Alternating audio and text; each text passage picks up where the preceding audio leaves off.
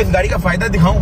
हाँ बताओ। सामने गाड़ी आ रही है ना, एक बत्ती मारूंगा, रुक कसम से एक बत्ती मारूंगा, वो इंडिकेटर देख के कहीं से मुझे जगह दे देगी। देखना, देखती रहना। इसको मैंने ये बत्ती 2 मारी है, ये देखो।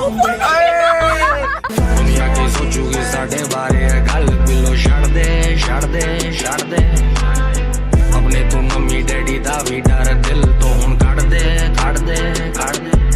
ਗੱਡੀ ਲੈਂਬਰਗਿਨੀ ਪੀਲੇ ਰੰਗ ਦੀ ਮੈਨੂੰ ਕਹਿੰਦੀ ਏ ਚਲਾ ਵੇ ਸਲੋਲੀ ਉਹ ਪਹਿਲੇ ਗੇਰ ਤੇ ਉਹ ਜਦੋਂ ਮੋੜਦੀ